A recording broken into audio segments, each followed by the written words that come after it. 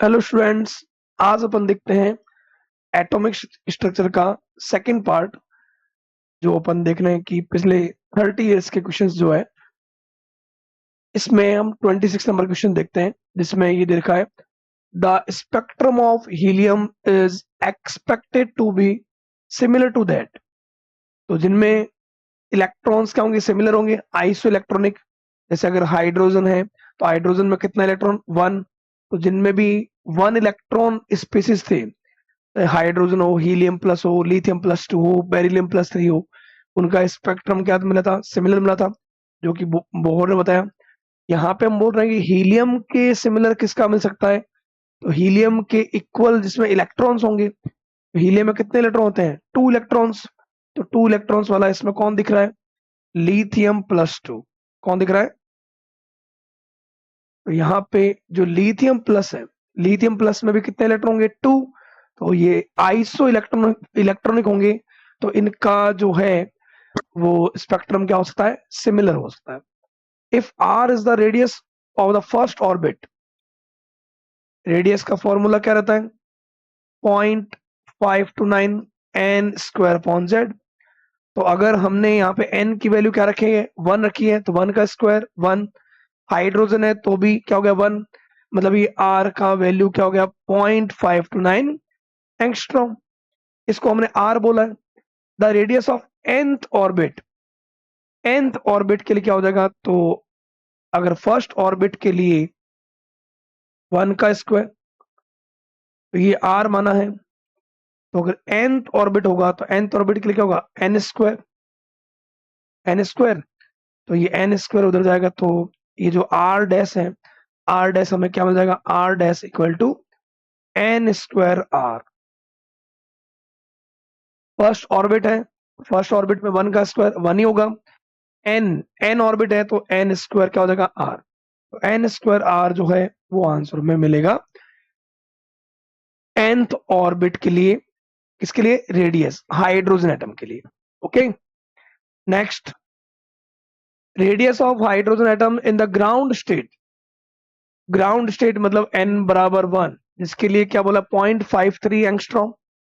Radius of lithium plus 2 ion, तो lithium plus 2 ion में बोला है, और ग्राउंड स्टेट में ही बोला है, सिमिलर स्टेट बोला है। तो ये तो n ही हो गया, सिर्फ चेंज क्या हो रहा है, z चेंज हो रहा है। तो रेडियस के फॉर्मूले में 0.529 एन स्क्वायर अपॉन क्या हो गया, z। तो n तो क्या है, सिमिलर, ये भी क्या है, सिमिलर, z चेंज हो रहा है। तो आप क्या कर सकते हो, r इनवर्सली z।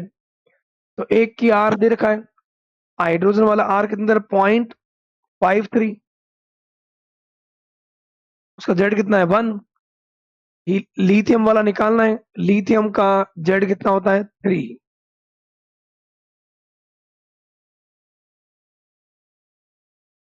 क्योंकि इसका जो n आएगा वो n 1 का स्क्वायर, क्योंकि ग्राउंड स्टेट बोल रहा है, अपॉन जेड, जेड हाइड्रोजन में कितना होगा, 1। फिर लिथियम में भी n तो आपको 1 का स्क्वायर ही बोल रखा है, बट z उसका कितना हो जाएगा, 3। 0.53 में 3 का डिवाइड करोगे आप, तो लगभग 0.17 के पास में आ जाएगा, 0.17 के पास। तो आपको बस ये ध्यान रखना है, क्या चेंज हो रहा है, चेंज हो रहा है, जेड चेंज हो रहा है, जेड के ये क्या हो गया, इनवर्सली। अगर जेड बढ़ेगा तो रेडियस क्या हो जाएगा, कम हो जाएगा। रेडियस पहले कितना था, फर्स्ट ऑर्बिट में 0.53, उसमें 3 का डिवाइड कर दो, 3 का डिवाइड करोगे तो 0.17 के पास आ जाएगा। Okay, next, if ionization potential for hydrogen atom is 13.6 electron volt, then ionization potential for helium plus will be। तो ionization potential अपन ये बोलते हैं कि वो वैल्यू है जो किसी चार्ज को या जैसे इलेक्ट्रॉन को उसकी ग्राउंड स्टेट से कहां भेज दे, इनफाइनाइट। वो रिक्वायर्ड एनर्जी जो इलेक्ट्रॉन को ग्राउंड स्टेट से कहां भेज दे, इनफाइनाइट। तो अगर रिक्वायर्ड एनर्जी मतलब delta E, infinite minus ground state, तो इनफाइनाइट में एनर्जी कितना होता है, 0। और हाइड्रोजन के लिए ग्राउंड स्टेट में एनर्जी कितना होता है, -13.6 इलेक्ट्रॉन वोल्ट। ये माइनस माइनस क्या हो गया, प्लस, इसलिए ये जो रिक्वायर्ड एनर्जी है वो आ गया प्लस में 13.6 इलेक्ट्रॉन वोल्ट। बट यही अगर आपको हीलियम के लिए करना है, किसके लिए, हीलियम के लिए, तो अगर आपको हीलियम के लिए करना है ये, तो हीलियम जो है आपको पता है एनर्जी nth ऑर्बिट के लिए क्या होता है, -13.6 Z square upon N square. तो अगर मैं फर्स्ट ऑर्बिट ग्राउंड स्टेट वाला निकालता हूं, -13.6 जो हीलियम है, हीलियम का जेड कितना होगा, 2, 2 का स्क्वायर, 2 का स्क्वायर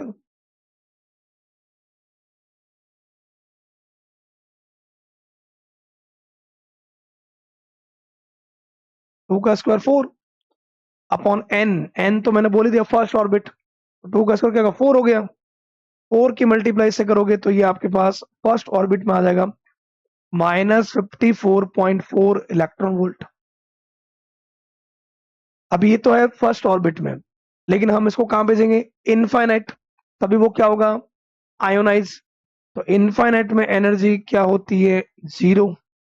तो रिक्वायर्ड एनर्जी आ जाएगी आपकी infinite minus ground state, 0 -54.4 electron volt. तो माइनस माइनस क्या हो जाएगा, प्लस, तो आंसर क्या आ जाएगा अपने पास, बस आराम से देखो। आयोनाइजेशन पोटेंशियल क्या होता है,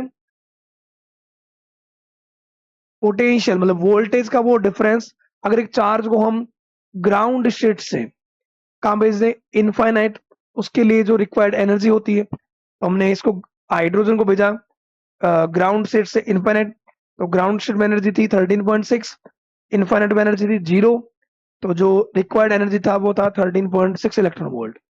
अगर हम हीलियम को भेजेंगे तो हीलियम वाले केस में क्या इंक्रीज होगा, जेड, तो जेड कितना, 2, 2 का स्क्वायर कितना हो गया 4, तो ये आ जाएगा 54.4 नेगेटिव में। और इनफाइनाइट में क्या होगा, 0, तो 0 माइनस -54.4, तो ये माइनस माइनस क्या होगा, प्लस, तो ये आ जाए 54.4 इलेक्ट्रॉन वोल्ट।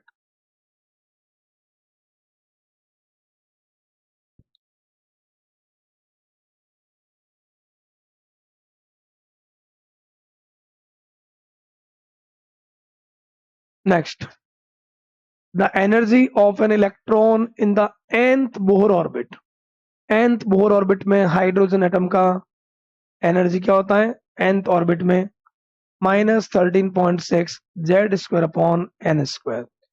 जेड तो हाइड्रोजन के लिए कितना था, 1, 1 का स्क्वायर 1, एन स्क्वायर, तो कौन सा आ जाएगा, सी, इलेक्ट्रॉन वोल्ट।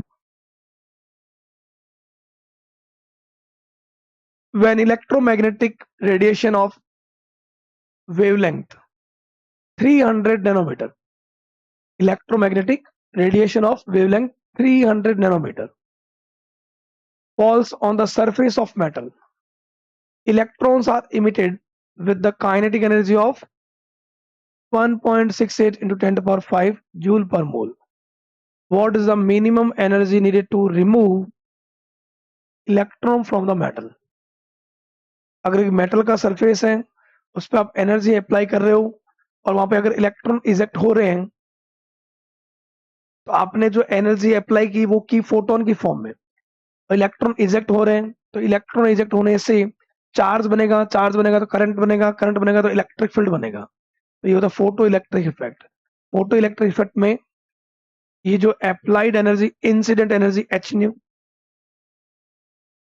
ये जो है ये एच न्यू हाई होनी चाहिए वर्क फंक्शन से, तभी उसमें से इलेक्ट्रॉन निकलेंगे और क्या मिलेगा, उस इलेक्ट्रॉन की काइनेटिक एनर्जी। अब बात ये, हमें काइनेटिक एनर्जी तो यहाँ पे दे रखा है, हमें यही बोला है, और electromagnetic radiation of wavelength 300 nanometre falls on the surface of metal, जो ये अप्लाई किया है, अप्लाइड एनर्जी का भी वेवलेंथ हमें दे रखा है, हमें निकालना वर्क फंक्शन निकालना है। मिनिमम एनर्जी, मिनिमम एनर्जी वो होती है, मिनिमम उसमें एनर्जी जिसके बाद में उससे अगर हम ज़्यादा एनर्जी डालेंगे तो उसमें से इलेक्ट्रॉन निकलेंगे, तो वो मिनिमम एनर्जी क्या हो जाएगी, वर्क फंक्शन। तो हमें ये निकालना है और ये हमें दे रखा है, इसका वेवलेंथ दे रखा है। तो हम अगर ये निकालेंगे तो E इक्वल टू आ जाएगा अपने पास क्या, वही एच न्यू, और बोल सकते H C upon lambda. H की वैल्यू आपको पता ही है, 6.62 इंटू 10⁻34, 3 इंटू 10⁸ जूल में निकाला ना, ठीक है। अपॉन वेवलेंथ हमें दे रखी है 300 नैनोमीटर।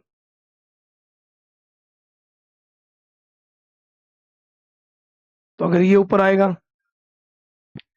तो ये ऊपर आएगा तो क्या हो जाएगा, 3 से 300, 100 टाइम्स, 100 से -9, ये हो जाएगा -7। -7 अगर ऊपर आएगा, -7 ऊपर आएगा तो ये आ जाएगा प्लस में, तो +7 ये आ जाएगा आपके पास 6.62 इंटू 10⁻34, और साथ में आ जाएगा पावर प्लस की 10⁸ रह गई, और नीचे से -7 ऊपर आएगा तो +7, तो ये टोटल 10⁻15।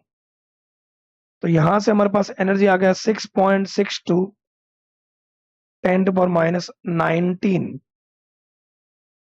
ये हमारे पास एनर्जी है जो इंसिडेंट एनर्जी है। अब बात ये इंसिडेंट एनर्जी जो है ये हमें निकालनी है। ये तो आए इलेक्ट्रॉन के लिए, लेकिन इलेक्ट्रॉन हमें लेने पर मोल के अकॉर्डिंग। तो एक मोल में कितने इलेक्ट्रॉन होते हैं, Na। यहाँ हमें क्या करना पड़ेगा, ये जो एनर्जी है 6.62 इंटू 10⁻19 Na से मल्टीप्लाई करना पड़ेगा। तो जब Na से हम मल्टीप्लाई करेंगे तो 23 में से 19 गए 4, 6 एंड 6.62, ये लगभग हो जाएगा 40, 40 हो जाएगा, ऑलमोस्ट 40। तो हम इसको नोट कर सकते हैं क्या, 40 इंटू 10⁻, या तो 4 कर दो, या आप ये भी बोल सकते हो क्या, 4 इंटू 10⁻5, है ना। तो ये हमारे पास आ गया क्या, इंसिडेंट एनर्जी। और आपको मैंने पहले से बताया है कि काइनेटिक एनर्जी आपको दे रखा है कितना, 1.68 इंटू 10⁻5। हमें फाई निकालना है, तो फाई निकालना है तो हम क्या कर सकते हैं, इंसिडेंट माइनस क्या कर सकते हो, काइनेटिक एनर्जी। तो इंसिडेंट है 4 इंटू 10⁻5 में से ये लेस कर दो जो आपको दे रखा है 1.68 10⁻5। 4 में से 1.68 लेस करोगे आप, लगभग आ जाएगा 2.3, और 10⁻5 और 10⁻5, ये फर्स्ट आंसर आ जाएगा। आराम से देख सकते हो क्या किया है, इलेक्ट्रोमैग्नेटिक रेडिएशन मतलब फोटॉन्स गिराया है। फोटॉन्स गिराएगा तो अगर ये फोटोन की एनर्जी इसके वर्क फंक्शन से अगर ज्यादा होगी तो उसमें से इलेक्ट्रॉन निकलेंगे, और इलेक्ट्रॉन की एनर्जी होगी जो होगी काइनेटिक एनर्जी, जो हमें दे रखा है। ओके, आपको पूछा है इसका जो इलेक्ट्रॉन निकलने के लिए मिनिमम एनर्जी मतलब उसका वर्क फंक्शन पूछा है। तो ये वर्क फंक्शन होता है, ये इंसिडेंट एनर्जी होती है, और ये काइनेटिक एनर्जी। तो काइनेटिक एनर्जी भी हमें दे रखा है, इंसिडेंट एनर्जी नहीं दे रखा, लेकिन उसका दे रखा वेवलेंथ। तो हम क्या करेंगे, पहले इंसिडेंट एनर्जी निकालेंगे। तो इंसिडेंट एनर्जी हमारे पास एक इलेक्ट्रॉन के लिए आई थी वैल्यू रखने पर वेवलेंथ का। अब हमारे पास पर मोल है, देखो यहाँ पे पर मोल में कितना हो गया, Na पार्टिकल्स। तो Na के मल्टीप्लाई किया तो हमारे पास जो एनर्जी आई इंसिडेंट वो आ गई ये कितनी, 4 इंटू 10⁻5। इसमें से इसको लेस कर दो तो कितना आ गया, 2.31 10⁻5।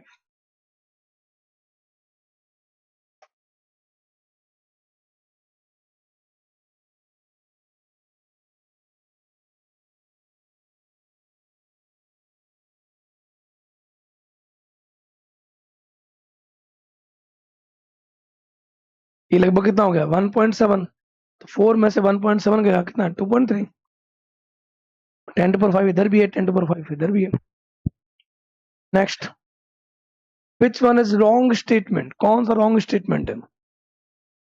अनसर्टेनिटी प्रिंसिपल, तो ये भी होता है uncertainty principle. Delta x into delta P, H upon क्या होता है 4 पाई। अब इसको कन्वर्ट किया एनर्जी की फॉर्म में, तो आपको एनर्जी को लिखना आना चाहिए मोमेंटम के अकॉर्डिंग। और इसको ओपन भी करोगे आप तो मोमेंटम आपका m इंटू डेल्टा वी, ये भी है। इसका डायमेंशन देख लो और इनका डायमेंशन निकाल के देख लो, तो अगर सिमिलर आता है तो समझ लेना कि दोनों क्या है, सिमिलर है। इनका डायमेंशन क्या आता है, डेल्टा एक्स का जो डिस्टेंस है L1, और ये क्या होता है m इंटू डेल्टा वी, तो m इंटू डेल्टा वी कभी क्या आएगा m1 डेल्टा वी का LT-1, तो ये आ गया m1 L1 और L2, तो ये आ गया m1 L2 T-1। और इधर भी देख लो एनर्जी, एनर्जी का तो आपने सुना ही होगा, क्या होता है m1 L2 T-2। पास में क्या है टाइम है, तो ये t की पावर +1, तो -2 में से प्लस का बन गया -1, तो m1 L2 T-1, इधर भी यही आ रहा है, तो ये तो सही है। Half filled and full filled orbitals have greater stability, सही बात है, due to greater exchange energy, greater symmetry and more balance arrangement, सही बात है। अगर किसी में जैसे p है, p में कितने ऑर्बिटल 3, सब में अगर 1 1 इलेक्ट्रॉन आते हैं तो सिमेट्री रहती है, सिमेट्री। और इलेक्ट्रॉन जब ये खुद को अरेंज करते हैं तो उस समय जो एक्सचेंज एनर्जी होती है वो मैक्सिमम मिलती है, इस वजह से स्टेबिलिटी हाई रहती है हाफ फील्ड और फुल फील्ड की। Energy of 2s orbital is less than 2p, case of hydrogen like atom नहीं। सिंगल इलेक्ट्रॉन जो स्पीसीज होते हैं, सिंगल इलेक्ट्रॉन स्पीसीज, उनमें एनर्जी ओनली डिपेंड करता है n पे, तो n इसका भी 2 है, n इसका भी 2 है, तो इनकी एनर्जी इक्वल रहती है, अनइक्वल नहीं रहती, तो ये आपका रॉन्ग हो जाएगा। डे ब्रॉगली वेवलेंथ सही है, ये तो lambda equal to h upon mv, तो रॉन्ग कौन सा हो जाएगा आपका third. Okay, 0.66 kilogram ball is moving with a speed of 100 metre per second, associated wavelength will be, ये किलोग्राम में दे रखा है, आगे भी m के यूनिट में ही है, तो वेवलेंथ जो है lambda equal to h upon mv, h की वैल्यू दे रखी है 6.6 10⁻34,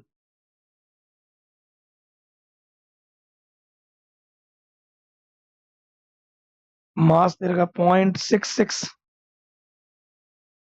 और v दे रखा है 100, तो ये तो बहुत ही सिंपल है।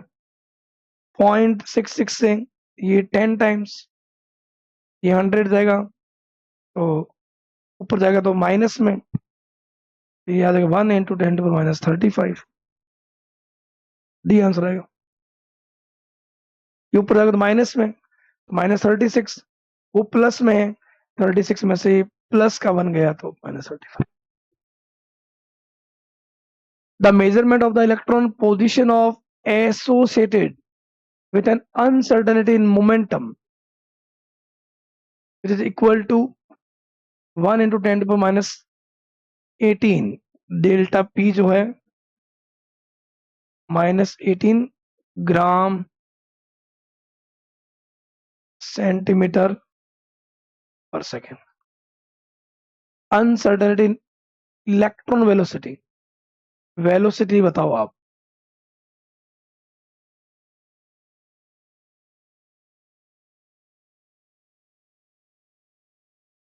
measurement of the electron position if associated with an uncertainty in momentum which is equal to ये uncertainty in electron velocity,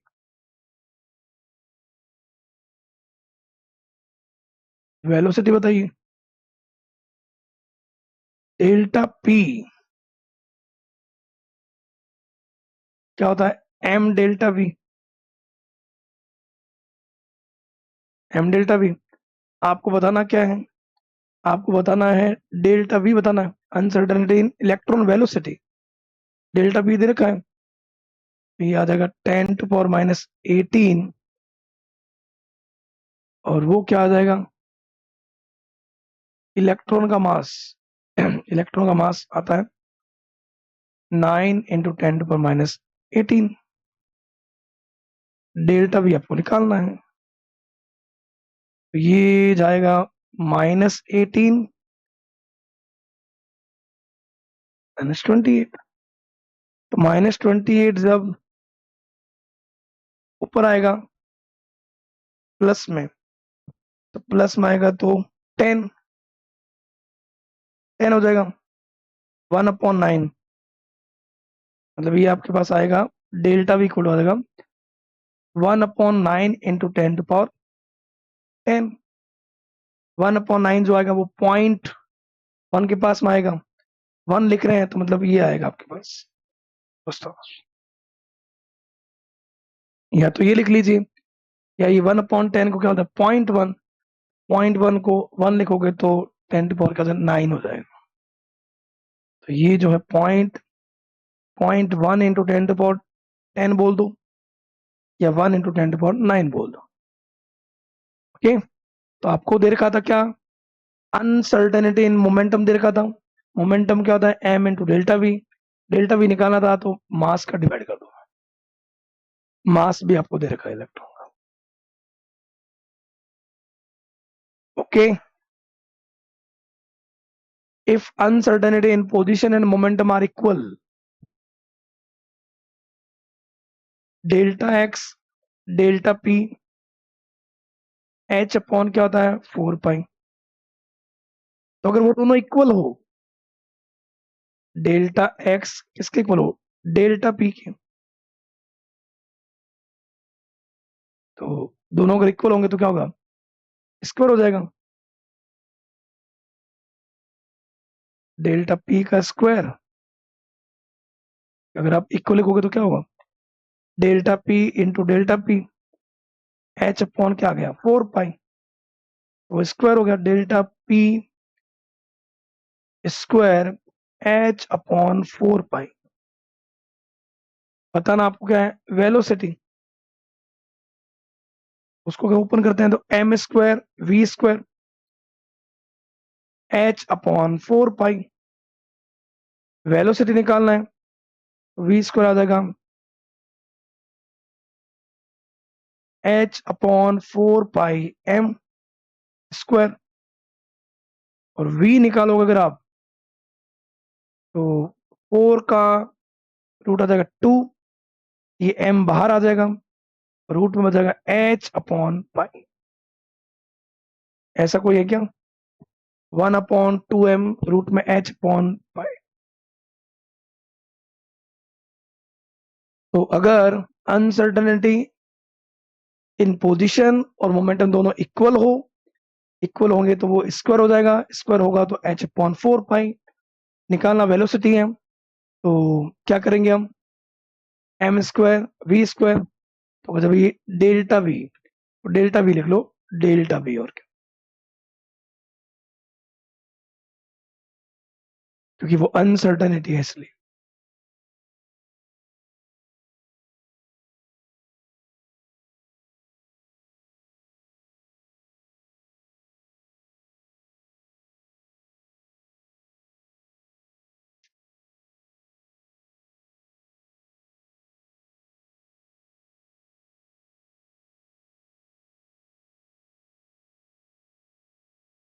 okay, next, the mass of an electron is 9.11 × 10⁻31 kg। Electron का मास दे रखा है, Planck constant दे रखा है, uncertainty involved in the measurement of velocity within distance of 0.1 angstrom।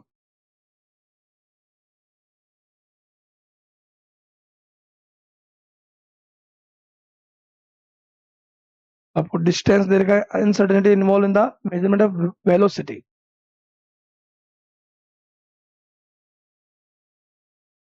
Delta x, delta P, H upon 4 pi. Velocity में आपको uncertainty निकालनी है, तो यहां अगर आप इसको अगर ओपन करते हो, mass into delta we, H upon 4 पाई, तो ये क्या आ जाएगा आपके पास, डेल्टा वी को उधर रख दो, एच की value 6.62 into 10⁻34, 4 into 3.14, delta x आपको देगा 0.1 -10, और क्या बचा, मास 9.1 इंटू 10⁻30 पर। तो ये 31 अगर ऊपर जाएगा, माइनस में कितना हो गया, 31 एंड 10, 41, 41 अगर ऊपर जाएंगे तो प्लस में, तो 7 बच जाएगा, एक ये पॉइंट हटेगा, 10 आएगा, तो ये 41 और एक 10 और पड़ा 42, 42 और -34, 8 बच जाएगा ऊपर, 8, और ये आएगा 6.62, 4, 3.12, 9.1, 10⁸8। अब यहां से आप देख सकते हो 3 × 4, 3 × 4 कितना, 12, 12 × 9, 108, 108 में मतलब ये आ गया 6.62, 10⁸8, ये आ गया 108 के पास। इसको अगर मैं लिखता हूं 1.08 10⁸2, तो ये ऊपर जाएगा तो ये कर देगा 6 कर देगा, और 6.62 में 1.08 का डिवाइड करेंगे, ऑलमोस्ट जो है वो 6 के पास चला जाएगा, ऑलमोस्ट, ये आंसर आएगा ऑलमोस्ट।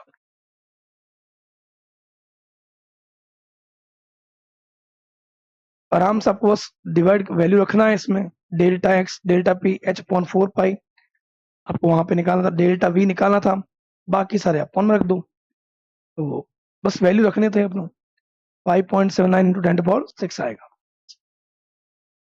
ओके, थोड़ा सा ध्यान रखना कैलकुलेशन का और वैल्यू रखने का, क्योंकि पावर्स बहुत पास पास है, तो गलती ना हो, क्योंकि इनमें एक एक अपन ऐसा वीडियो भी देखेंगे इसमें तो मैं ये बताऊंगा कि गलतियां कैसे इनमें हो सकती है पावर्स में। अपन कई बार लेके जाएंगे, जैसे मैं यहाँ पे लेके गया हूँ -31, -10, 41, 41 ऊपर लेके गया, तो अपन ऊपर भी मान लो कई बार माइनस ही लिख दें, ऐसा नहीं, प्लस पॉइंट बन गया तो ये भी 10, 41 और एक 10 ही होगी, 42, प्लस का 42 में से -34, 8 बचा, ये 8 रहा। अब 4 × 3, 12, 12 एंड 9, 12 × 9 ऑलमोस्ट क्या होता है, 12 × 9 108, 108 ये लिख दिया, 108 को अपन ये भी तो बोल सकते हैं 1.08 इंटू 10⁻2, उसको बढ़ाया तो ये 6 बच जाएगा, ये 6 बचेगा, 6 वाला ऑप्शन ये रहा, 6.62 में 1.06 का, ऑलमोस्ट 6 के पास में आएगा, almost. Okay, next, the position of both an electron and an helium atom is known with 1 nanometer. Position of both electron और हीलियम दोनों का 1 nanometre, so the momentum of the electron is known, momentum of the electron का momentum 5 × 10⁻26 kilogram metre per second. minimum uncertainty in the measurement of the momentum of helium तो momentum delta x delta P h/4 पाई।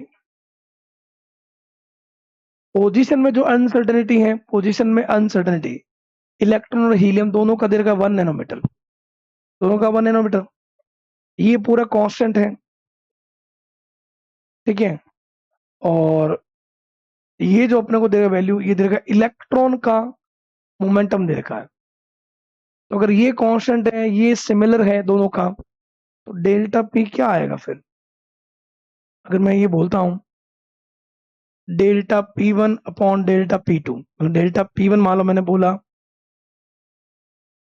Electron का, और ये मेरे को निकालना है helium का।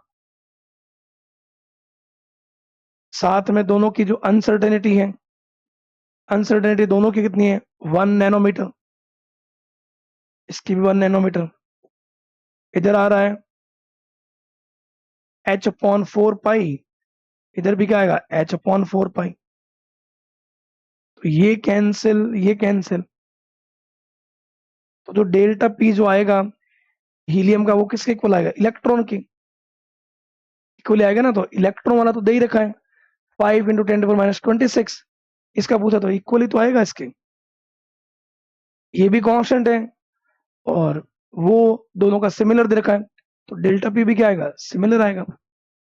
तो फोर्थ ही आंसर आएगा इसका, कोई चेंज नहीं आएगा। Momentum of a particle having de Broglie wavelength 10⁻17 metre is. Wavelength आपको दे रखा है, मोमेंटम पूछा है।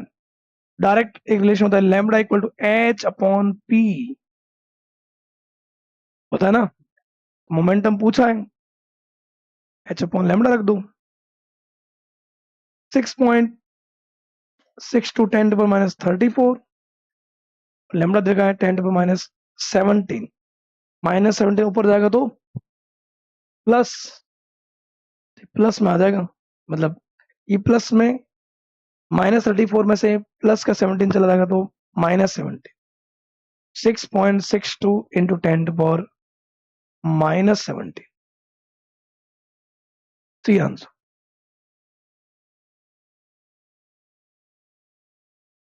Okay, uncertainty in position of an electron, position of electron जो है उसकी uncertainty moving with a velocity of 3 × 10⁴, accurate up to 0.001%, use h/4 pi in uncertainty expression where h की वैल्यू आपको दे रखा है। पोजीशन की अनसर्टेनिटी आपको निकालनी है, तो पोजीशन की अगर आपको निकालनी है डेल्टा एक्स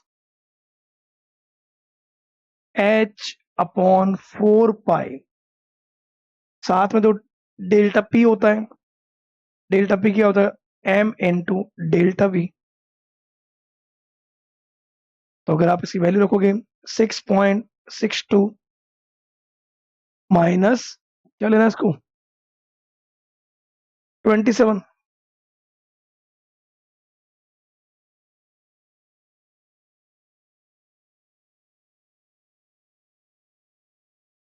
फोर इंटू 3.14, मास, मास आपको लेना है 9.1 10⁻28। वेलोसिटी जो है वो 3 × 10⁴, और उसमें भी आप देखो ये तो वेलोसिटी एक्यूरेट अप टू 0.001%,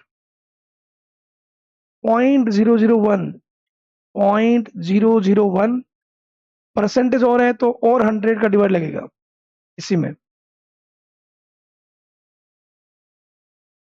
ये पॉइंट हटाओगे तो ये आ जाएगा 1000। अभी आपको इतना करना है, ये जो अपन करेंगे ये अपने पास आएगा अनसर्टेनिटी इन पोजीशन। तो अगर अपन पहले पावर कैंसिल अगर करते हैं, अगर पावर यहां से -27 ऊपर है, 28 है ना, ये अगर मान लो 4 से, इस 4 से ये 4 के ऊपर 10 रह जाएगा, 10, ये -28 ऊपर आएगा, प्लस 28 और 10 यहाँ रह जाएगा 29, 29 से 27 गया तो वहां रह जाएगा 28, और यहाँ पे बचेगा 10, 29 में से 27 जाएगा तो 2 रह जाएगा, 6.62 10⁻², अपॉन में 3 into 4 12, 12 into 9 12 into 9 108, 108 into 3 108 into 3, 108 into 3 लगभग हो गया 300, तो ये जो आ गया ऊपर वाला, तो ये आ गया मान लो 662, और ये नीचे वाला लगभग आ गया 324, 2 के पास पास आंसर आएगा, 2 के पास पास। सारी जो यूनिट है वो अपने सीजीएस में ली है, ग्राम अर्ग सेकेंड सीजीएस में ली है, तो ये सेंटीमीटर में आएगा, तो 662 में 324 का ऑलमोस्ट 2 के पास, 2 के पास कौन सा है, ये आंसर भी गलत नहीं है, बस थोड़ा जहां आपने 3.14 है और मैंने 3 माना है, 9.1 को मैंने 9 माना है, तो वो नीचे जब बढ़ेगा इंक्रीज होगा तो ये ऑलमोस्ट जो है 1.93 के पास आएगा। ओके, तो आपको जो फॉर्मूला है आइजनबर्ग की अनसर्टेनिटी का, delta x delta P H upon 4 पाई, मैंने डेल्टा एक्स निकालना है, और डेल्टा पी वाला जो है एम डेल्टा वी को इधर ले आया मैं, एम डेल्टा वी को अगर अपन इस तरफ लाएंगे तो डेल्टा वी नहीं दे रखा था, इसमें दे रखा था वेलोसिटी और उसके साथ में अनसर्टेनिटी, तो ये वेलोसिटी 3 इंटू 10⁻⁴, और अनसर्टेनिटी कितनी दे रखी है 0.001%, तो परसेंट में और 100 लगे, तो ये पॉइंट हटाए तो 10⁻3, ये 10⁻5 आता है, 5 से इस 4 को उड़ा दो, यहाँ 10 बच जाएगा, ये -28 ऊपर आएगा, प्लस प्लस का 28 और ये 10 29 में से 27 को उड़ाया 2 रह गया, ये 2 आ गया, फिर 4 इंटू 3 12, 12 इंटू 9 108, 108 इंटू 3 लगभग 324, तो 662 में 324 का डिवाइड करेंगे लगभग 2 के पास में, ऑलमोस्ट। ओके, जहां पे आंसर कितना है 1.93 centimetre. When an electron of charge, electron में चार्ज E है, मास m है, move with velocity v about the nuclear charge Z E, circular orbit of radius, तो पोटेंशियल एनर्जी जो है, ये न्यूक्लियस है, चारों तरफ इलेक्ट्रॉन घूम रहा है, इलेक्ट्रॉन और प्रोटॉन के बीच में अट्रैक्शन फोर्स लगता है, यहाँ पे जो पोटेंशियल एनर्जी होती है KZE² अपॉन R²,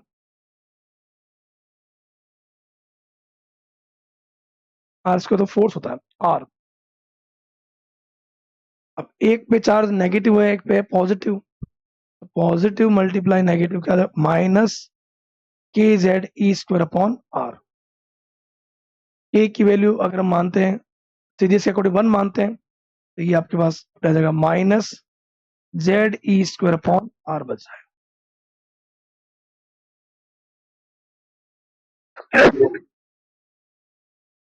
ओके, तो ये आपको पता रखना है -ZE² upon R।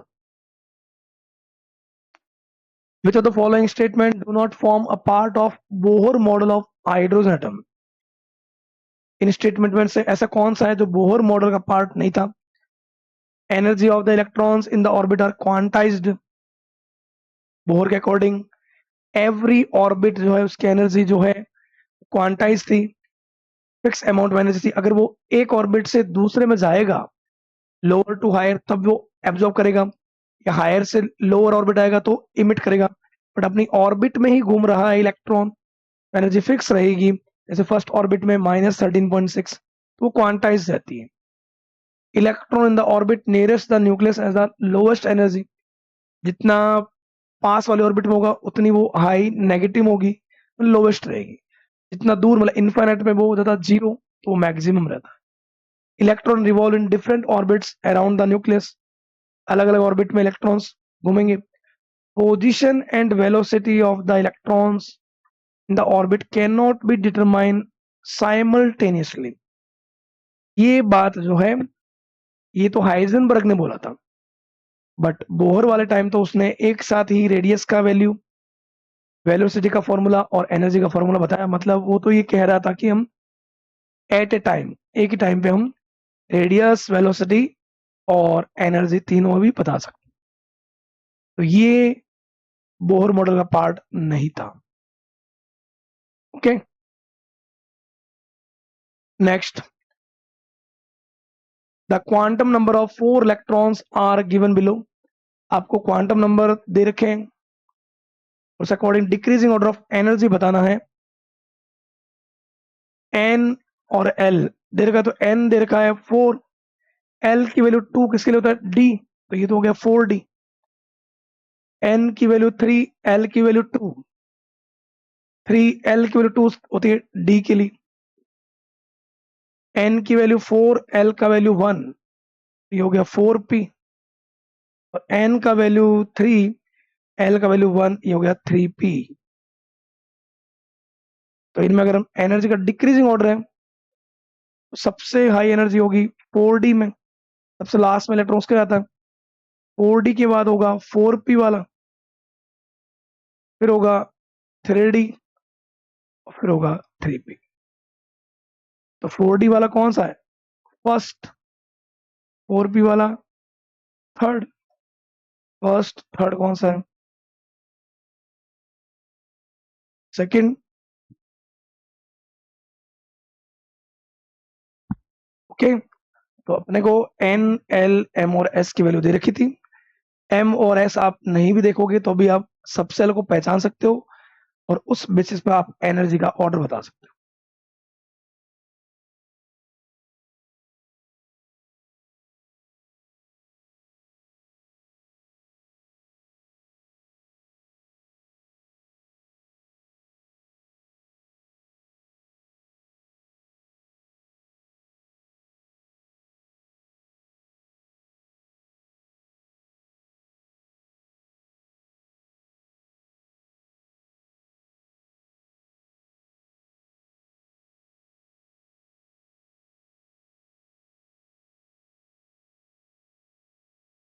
Next, match list first and list second. तो लिस्ट फर्स्ट एंड सेकंड में अगर अपन देखते हैं, आपको क्वांटम नंबर दे रखे हैं और क्वांटम नंबर के बारे में पूछ रखा है कि कौन क्या इंफॉर्मेशन देता है। तो एन जो होता है, एन, एन से हमें एटम की रेडियस के बारे में पता चलेगा, मतलब रेडियस मतलब साइज। तो एन तो हमें बताएगा साइज ऑफ ऑर्बिटल। डी का सेकंड, तो डी का सेकंड एक में ही है। एल, एल हमें बताता है, एल की वैल्यू अगर जीरो हो, तो जीरो मतलब एस, एस क्या होता है, स्फेरिकल। एल का वैल्यू 1 हो, तो वो होता है पी के लिए, मतलब डंबल शेप। एल का वैल्यू 2 हो, तो डी, डबल डंबल शेप। तो शेप ऑफ ऑर्बिटल के बारे में कौन बताएगा, एल। तो एल जो है वो बताएगा अपने को शेप ऑफ ऑर्बिटल। सी का हो जाएगा फर्स्ट, सी का फर्स्ट। फिर हमें ओरिएंटेशन, ऑर्बिटल का ओरिएंटेशन जो बताएगा वो मैग्नेटिक क्वांटम नंबर, और स्पिन बताता है, स्पिन क्वांटम नंबर हमें बताएगा इलेक्ट्रॉन का ओरिएंटेशन। तो ए का हो जाएगा, ए का हो गया आपके पास थर्ड, बी का फोर्थ, ये आंसर हो जाएगा। तो ये अपने पास आंसर मिला है 43 का। तो आइए बढ़ते हैं अपन नेक्स्ट क्वेश्चन की तरफ। नेक्स्ट क्वेश्चन क्या है अपने पास, given below are two statements अपने को दो स्टेटमेंट दे रखे हैं। फर्स्ट दे रखा है the value of wave function chi depends upon the coordinates of the electron in the atom. तो जो शाई की वैल्यू जो है वो डिपेंड करती है कोऑर्डिनेट्स में। कोऑर्डिनेट मतलब डायरेक्शन के अकॉर्डिंग बोलते हो। तो जो शाई की वैल्यू होती है वो आपको पता ही है, X direction, Y direction and Z direction. तो डायरेक्शन के अकॉर्डिंग डिपेंड करता है। इसके अलावा अगर हम देखते हैं सेकंड स्टेटमेंट में, the probability of finding an electron at a point within atom. Atom में कोई भी पॉइंट है, वहां इलेक्ट्रॉन मिलेगा या इलेक्ट्रॉन नहीं मिलेगा। जहां इलेक्ट्रॉन मिलता है उस जगह को हम क्या बोलते हैं, ऑर्बिटल। और जहां इलेक्ट्रॉन की डेंसिटी जीरो होती है उसको क्या बोलते हैं, node. The probability of finding an electron at a point within an atom is proportional to the orbital wave function। ये जो प्रोबेबिलिटी है वो प्रोपोर्शन होता है ऑर्बिटल वेव फंक्शन के। तो वेव फंक्शन के नहीं होता, वो किसके होता है, वेव फंक्शन के स्क्वायर के। तो ये स्टेटमेंट सेकंड आपके गलत है। फर्स्ट स्टेटमेंट जो है वो शाई की वैल्यू जो होती है, श्रोडिंगर की इक्वेशन में आता है, एक्स वाई और जेड तीनों पर डिपेंड करता है ना। तो फर्स्ट स्टेटमेंट करेक्ट है, सेकंड क्या होगा, wrong. Next, incorrect of quantum numbers from the following. आपको इनमें से देखना है कौन सा क्वांटम नंबर का जो सेट है वो इनकरेक्ट है। तो एन, एल, एम और एस हमें दे रखा है। एन की वैल्यू दे रखा है अपने को 4, एल का वैल्यू 2। तो इसमें अपने को एक बात पता होना चाहिए, क्या, एन का वैल्यू एल से हाई होना चाहिए, एल का वैल्यू 0 से n-1, मतलब एल का वैल्यू एन से ना तो इक्वल होना चाहिए ना ही हाई होना चाहिए, एन से कम होना चाहिए। और एम, एम का वैल्यू जो है वो होगा क्या, -l से 0, 0 से +l। और एस स्पिन क्वांटम नंबर या तो प्लस हाफ होगा या क्या होगा, माइनस हाफ। ओके। तो अगर हम देखते हैं ऑप्शन फर्स्ट में, एन का वैल्यू 4, एल का 2। तो एन मतलब एल से हाई है, सही है। एन 5, एल 3, इसमें भी सही है। एन का वैल्यू 4, एल का वैल्यू 3, इसमें भी एन एल से ग्रेटर देन है, ये भी सही है। एन का वैल्यू 5, एल का वैल्यू 2, इसमें भी सही है। फिर हम आगे बढ़ते हैं एम में। तो एम, एल की वैल्यू अगर 2 है तो एम क्या हो सकता है, -l to 0, 0 to +l। तो -2 से 0, 0 से +2, सही है। और स्पिन क्वांटम नंबर क्या होगा, या तो प्लस हाफ या माइनस हाफ। एल का वैल्यू 3 हो तो एम क्या होता है, -3 से 0, 0 से +3, ये भी करेक्ट है। थर्ड में एल का वैल्यू 3, एम -3 to 0, 0 to +3, ये भी करेक्ट है। फोर्थ में एल का वैल्यू 2 है, एम -2, -1, बट यहाँ 0 नहीं है। तो ये क्या हो जाएगा आपके, रॉन्ग। ओके। तो यहाँ पे m की वैल्यू -2 से 0, मतलब -2, -1, 0, +1, +2, 0 यहाँ पे नहीं है, इसलिए ये रॉन्ग है। Okay. Next, the relation between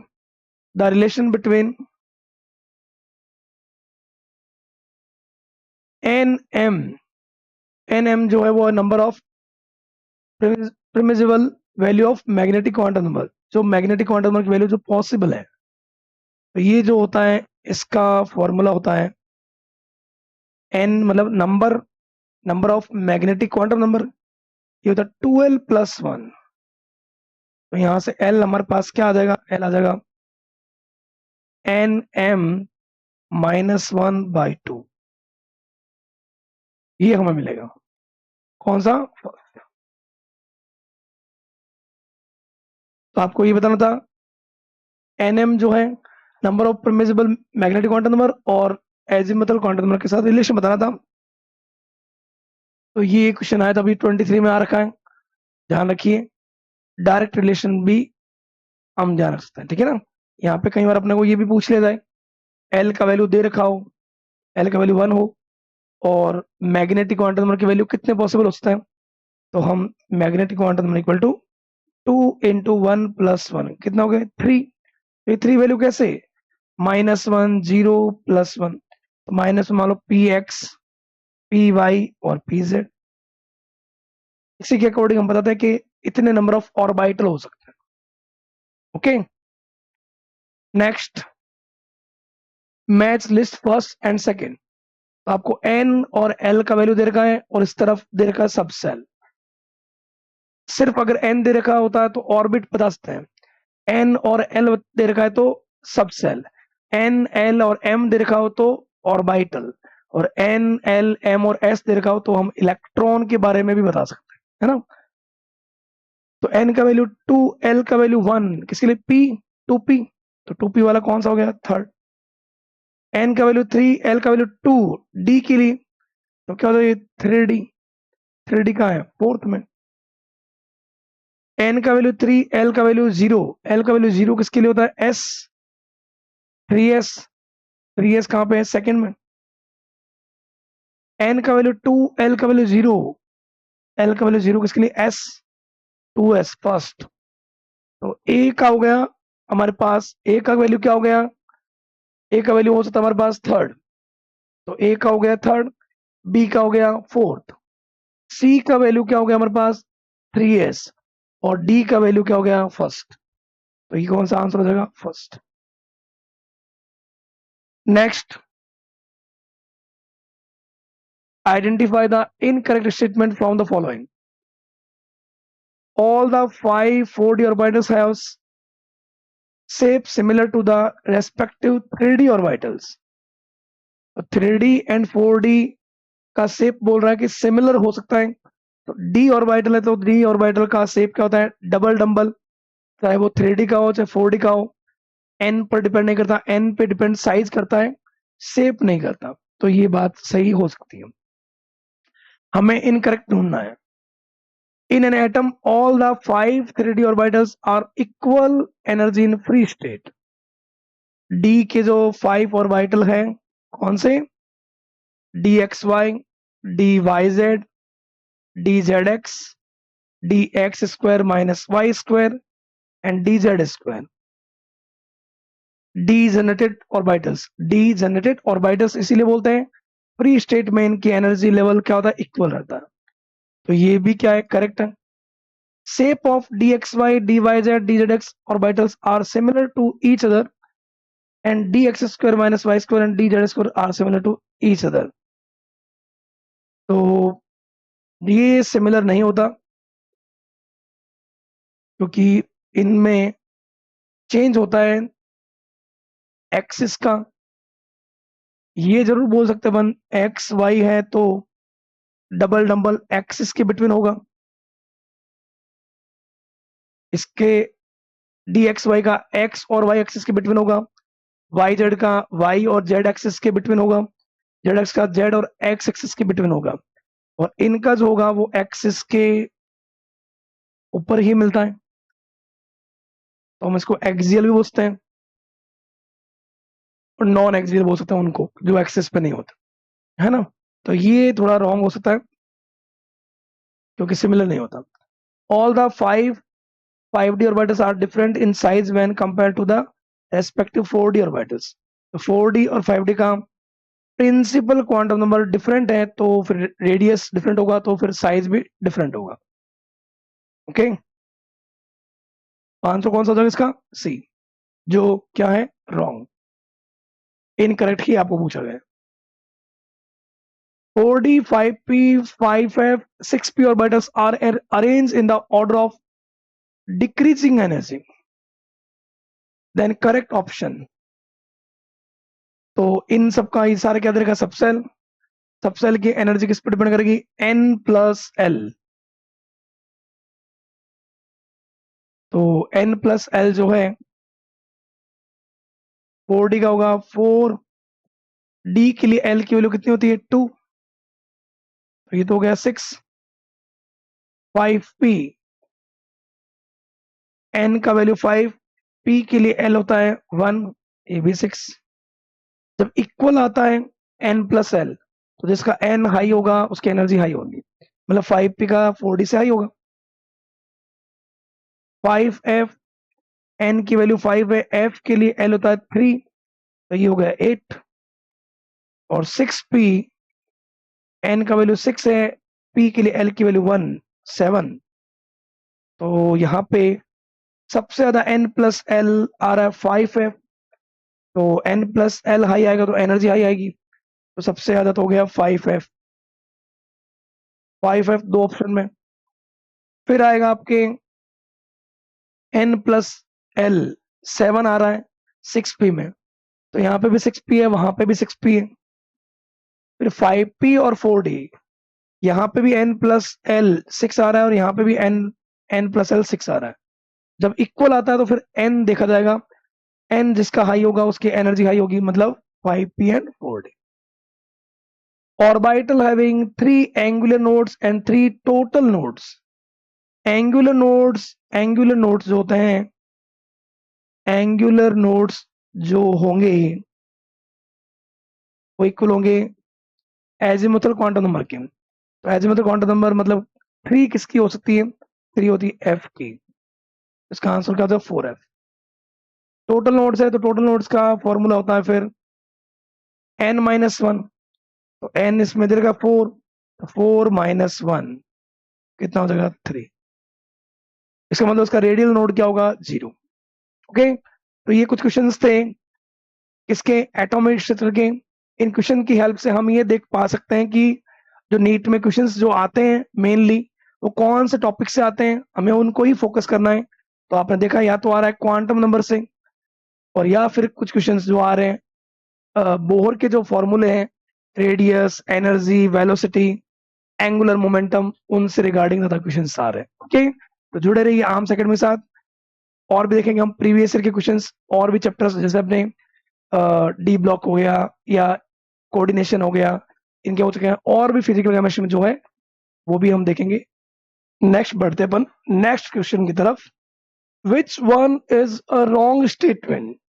first हमारे पास स्टेटमेंट है total orbital angular momentum of electron in S orbital is equal to 0।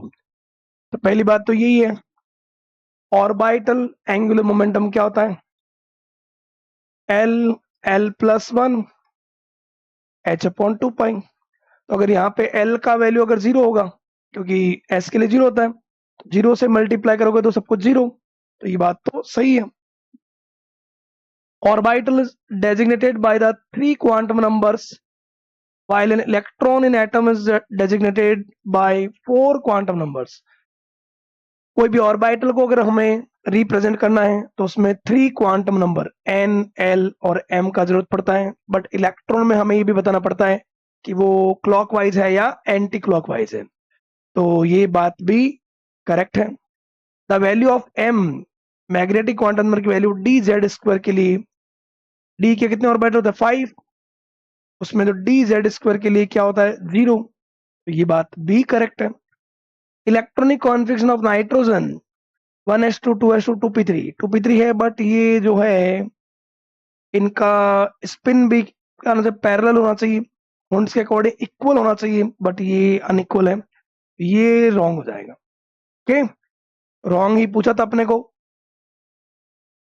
Next, 2 electrons occupying the same orbital, एक ऑर्बिटल में 2 इलेक्ट्रॉन्स आर डेस्टिन्ड। डिफरेंस कर पाएंगे अपन किससे? तो वो जो है एक ऑर्बिटल में 2 इलेक्ट्रॉन, एक क्लॉकवाइज और एक एंटी क्लॉकवाइज, तो ये तो हम बता पाएंगे स्पिन क्वांटम नंबर से। क्लॉकवाइज के लिए +हाफ, एंटी क्लॉकवाइज के लिए -half. Okay, next, which of the following pair of d orbitals will have electron density along the axis? d के 5 ऑर्बिटल होते हैं, उसमें से along the axis जो है वो हमें कौन सा मिलेगा? dx² - y², और एक dz² में भी एक्सिस के ऊपर ही मिलेगा हमें। तो dz² और d, ये जो है dx² - y², ये क्या होंगे? along the axis। बाकी जो होंगे उनमें हमें एक्सिस के बिटवीन मिलेगा, x और y है तो डंबल हमें बिटवीन एक्सिस मिलता है, along द एक्सिस नहीं होता। ओके, आंसर कौन सा हो जाएगा? dz² and dx² - y²। यहाँ पे dxy है between axis, D X Z है और यहाँ पे भी डी एक्स जेड और डी वाई जेड दोनों ही क्या है, between axes. Next, which is the correct order of increasing energy of the listed orbitals in the titanium? तो टाइटेनियम जो है कितने बताएं, 22। तो इनमें ऑर्बिटल का एनर्जी का ऑर्डर 3s में पहले इलेक्ट्रॉन भरेंगे तो फर्स्ट इलेक्ट्रॉन जिसमें भरते हैं जिसकी एनर्जी कम होती है, 3s से ज्यादा 3p, 3p से ज्यादा 4s, देन क्या हो जाएगा 3d। तो 3s 3p 4s 3d, ये ऑर्डर रहेगा किसका, ऑर्डर ऑफ एनर्जी का, n प्लस एल के अकॉर्डिंग। जिसका n प्लस एल इक्वल होगा उसमें हमें देखना है कि n जिसका हाई होगा उसकी energy high. What is the maximum number of orbitals? maximum number of orbitals that can be identified with the following quantum number? आपको क्वांटम नंबर दे रखा है 3 दे रखा है, L1 का मतलब P होता है, P में कितने ऑर्बिटल होते हैं 3, उसमें से मैग्नेटिक क्वांटम नंबर एक का -1, एक का 0, एक का +1। तो जो 0 क्वांटम नंबर वाला तो एक ही ऑर्बिटल होगा, इलेक्ट्रॉन 2 हो सकते हैं बट इसने ऑर्बिटल बोला है तो वो तो कितना होगा 1। Okay, next, what is the maximum number of electrons that can be associated with the following set of quantum number? वैसा ही कुछ लग रहा है ये तो। Third orbit L equal to 1 मतलब P में कितने ऑर्बिटल 3, उसमें एक के लिए मैग्नेटिक क्वांटम में -1, 0 +1। तो इस ऑर्बिटल में इलेक्ट्रॉन कितने होंगे 2। तो मैक्सिमम नंबर ऑफ इलेक्ट्रॉन एक ऑर्बिटल में कितने होंगे 2।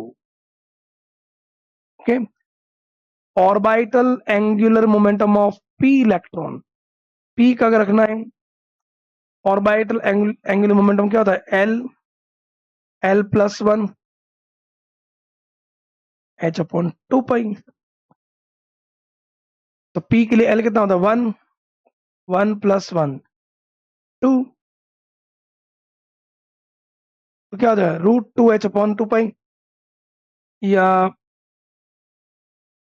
√2 जो है उसको √2 एंड √2 से मल्टीप्लाई कर दूं, √2 क्या 2, 2 से 2 कैंसिल, h अपॉन √2 पाई आ जाए।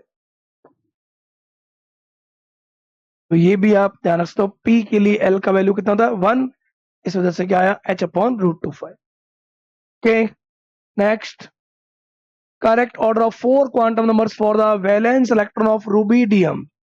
रुबिडियम जो है कितना होता है 37। तो रुबिडियम 37 का पहले हमें इलेक्ट्रॉन पता होना चाहिए, इलेक्ट्रॉनिक कॉन्फ़िगरेशन, तभी हम बता पाएंगे कि वैलेंस इलेक्ट्रॉन किसमें जाता है। तो 1s2 2, 2s2 4, 2p6 10, 3s2 12, 3p6 18, 4s2 20, 3d10 30, 4p6 36, 5s1 37। तो लास्ट इलेक्ट्रॉन किसमें जा रहा है s। अब 5s1 के लिए n का वैल्यू हो गया 5, s के लिए l का वैल्यू 0, l का 0 है तो m भी क्या होगा 0, और स्पिन क्वांटम नंबर क्या हो जाएगा प्लस। तो ऐसा कुछ है क्या 500 प्लस हाफ ये रहा। Okay, next, maximum number of electrons in a subshell. एक सबसेल है इसका L3 है, L3 मतलब हो गया F में मैक्सिमम इलेक्ट्रॉन कितना आ सकता है 14, फोर्थ ऑर्बिट का F 14 इलेक्ट्रॉन मैक्सिमम मिल सकता है आपको। n equal to 6, correct sequence of filling of electron will be 6। Periodic table में जो 6 पीरियड है, तो 6 पीरियड में स्टार्टिंग होती है 6s से, फिर आता है 4f, फिर आता है 5d, फिर होता है 6p। सबसे आउटर वाले को अपन क्या बोलते हैं ns। अब n में कितना कम किया 2, तो ये हो जाएगा n-2 f, d वाला क्या है 5, तो n-1 d, p और s दोनों सेम ऑर्बिट के, तो np। ऐसा कौन सा ऑप्शन है? सेकंड में ns n-1d, नहीं, ये नहीं होगा। ns n-2f n-1d np first answer होता है। मतलब सिक्स पीरियड जो है उसमें इलेक्ट्रॉन भरने का ऑर्डर जो सीक्वेंस है वो क्या है? सबसे पहले अपन 6s में भरते हैं, फिर 4f, फिर 5d, फिर 6p।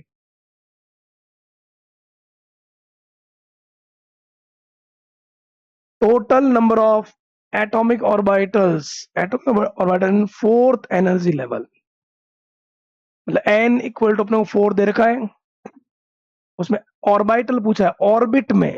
ऑर्बिट में जब ऑर्बिटल पूछे डायरेक्ट फॉर्मूला लगा लो, n स्क्वायर। 4 का स्क्वायर कितना आएगा? 16। और हेंस प्रूव इट भी अपन कर सकते हैं। कैसे? फोर्थ ऑर्बिट में एक तो s होता है, s में एक ऑर्बिटल, p में कितने होते हैं? 3 ऑर्बिटल, d में कितने होते हैं? 5, और f में कितने होते हैं? 7। तो 7 और 5 12, 12 और 3 15, और एक 16। फोर्थ ऑर्बिट में 16 ऑर्बिटल होंगे, 16 ऑर्बिटल ये सामने आपके। Which of the following is not permissible arrangement of electrons, कौन सा जो है वो पॉसिबल नहीं होगा ऐसा मान सकते? तो फर्स्ट में n की वैल्यू 5 दे रखा है, L3, n l से हाई होना चाहिए। l अगर 3 है तो m की वैल्यू होता है -3 से +3, -3 -2 -1 0 +1 +2 +3 हो सकता है। तो ये तो करेक्ट है, क्लॉकवाइज और एंटी क्लॉकवाइज। n अगर 3 है, l अगर 2 है तो m की वैल्यू -2 से +2 होता है, ये नहीं होगा, -3 थोड़ी होगा, तो ये रॉन्ग हो सकता है। n का वैल्यू 3 थर्ड ऑर्बिट, l का वैल्यू 2, d होता है उसका, d में मैग्नेटिक क्वांटम नंबर की वैल्यू -2 से +2, ये भी सही है। n का वैल्यू 4, l का वैल्यू 0, 4s, और l अगर 0 तो m भी 0, तो ये भी सही है। गलत क्या होगा? बी रॉन्ग होगा, B. Next, maximum number of electrons in a subshell, subshell में मैक्सिमम नंबर ऑफ इलेक्ट्रॉन निकालने हो तो डायरेक्ट फॉर्मूला होता है 2 × 12+1। ये 12+1 होता है ऑर्बिटल के लिए, तो एक ऑर्बिटल में कितने इलेक्ट्रॉन होते हैं? 2, तो 2 × 12+1 ये हो जाएगा इलेक्ट्रॉन्स के लिए सबसेल। एक कोई प्रूव भी कर दो, मान लो मेरे को बोलते हैं पी सबसेल, तो पी सबसेल के लिए एल का वैल्यू कितना है? 1, तो 2 2 × 1+1, 2 × 1, 2 + 1 3, 3 × 2 कितना हो गया? 6, तो ये 6 इलेक्ट्रॉन पी में मिलते ही है। पी का मैक्सिमम क्या होता है? P6 होता है ना, तो ये क्या हो जाएगा? 4l+2। इसको अगर तुम ओपन करोगे ये हो जाएगा 4l+2। Okay, consider the following sets of quantum numbers. 4 quantum number का सेट है, n, l, m और s।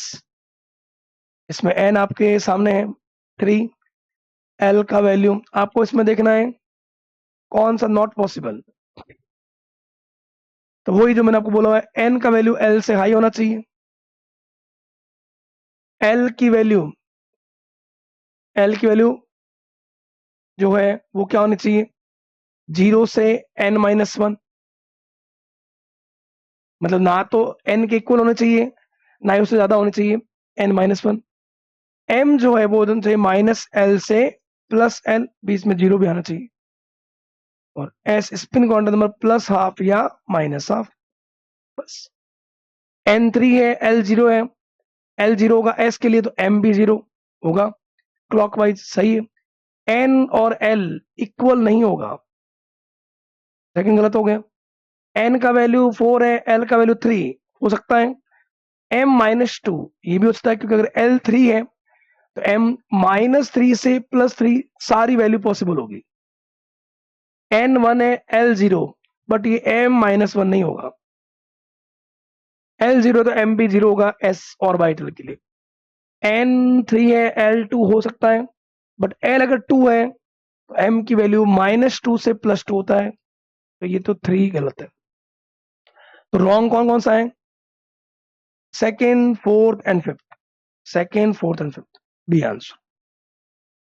Okay, next, orientation of an atomic orbital. Atomic orbital का ओरिएंटेशन कौन बताता है? ऑर्बिटल का ओरिएंटेशन बताता है मैग्नेटिक क्वांटम नंबर। ऑर्बिटल का, अगर इलेक्ट्रॉन का पूछता तो फिर spin. Following quantum number are possible for how many orbitals? n दे रखा है, n से हमें पता चलेगा ऑर्बिट के बारे में। l इक्वल 2 बोल दिया मतलब ये हो गया, l अगर 2 बोल दिया मतलब ये हो गया 3D हो गया। 3D में भी कितने ऑर्बिटल होते हैं? 5, और उसके लिए m की वैल्यू -2, -1, 0, +1 और +2। तो +2 वैल्यू तो एक ही ऑर्बिटल के लिए ही होगी, तो एक ही ऑर्बिटल के लिए होगी, तो इसलिए इसने ऑर्बिटल बोला था। हाउ मैनी ऑर्बिटल, कितने ऑर्बिटल की वैल्यू रखेंगे? तो एक। The orbitals are called degenerated when they have the same energy. जिनकी एनर्जी सिमिलर होगी ऑर्बिटल की, उनको अपन क्या बोलेंगे? डीजेनरेटेड। उनका वेव फंक्शन से कोई मतलब नहीं है, एनर्जी से होता है। Next, if electrons has spin quantum number +12 and -12 and a magnetic quantum number -1, magnetic quantum अगर -1 है, it can not be present in. तो मैग्नेटिक क्वांटम नंबर -1 जो है वो s का नहीं हो सकता, बाकी सब में तो होता है। p में होता है -1, 0, +1, d में भी होता है -2 से +2, और f में भी होता है -3 से +3, बट s में नहीं हो, s का 0 होगा। Which one of the following sets of 4 quantum numbers an electron will have the highest energy? किसकी हाईएस्ट एनर्जी होगी? तो फर्स्ट जो है एनर्जी हम देख सकते हैं n + l से। n का वैल्यू 3 है, l का वैल्यू 2, मतलब 3D। n का वैल्यू 4 है, l का वैल्यू 2, मतलब ये 4D है। n का वैल्यू 4 है और l का वैल्यू 1 है, मतलब 4p है ये तो। और n का वैल्यू 5 है, l का वैल्यू 0, मतलब ये 5s है। तो इनमें अगर अपन इलेक्ट्रॉन से भरते हैं तो 3D के बाद में आता है 4p, 4p के बाद आता है 5s, और 5s के बाद आता है 4d। तो ये एनर्जी के इंक्रीजिंग ऑर्डर में ही हम इलेक्ट्रॉन भरते हैं, तो इंक्रीजिंग ऑर्डर में सबसे आगे किसका हो गया? 4d। ओके, तो ये सारे क्वेश्चन से आप किसके एटॉमिक स्ट्रक्चर में पीवाईक्यू थे, तो देखते रहिए इनको, और इनसे ये ध्यान रखिए कि हमें क्वेश्चन का आइडिया कैसे लगाना होता है, अप्रोच कैसे लगाते हैं, और बहुत कम टाइम में हम कैसे क्वेश्चंस को कर पाएंगे। अदरवाइज तो सॉल्व तो सारे ही करते हैं, लेकिन मान लो केमिस्ट्री का पेपर आपने, जो 1 घंटे का पेपर है वो आपने 1.5 घंटे में किया, तो फिर फिजिक्स में टाइम नहीं मिलता। तो कम टाइम के अकॉर्डिंग हमें कैसे सॉल्व करना है वो जानने के लिए ये मैंने क्वेश्चन सीरीज डाली है, इसको ध्यान में रखिए। इसमें और भी आपको इन्फॉर्मेशन चाहिए, कुछ डाउट्स हो तो आप कमेंट कर सकते हो, और ज्यादा इन्फॉर्मेशन चाहिए तो आप टेलीग्राम चैनल से जुड़ सकते हो। तो जुड़े रहिए आर्म्स एकेडमी के साथ, हंसते रहिए, मुस्कुराते रहिए।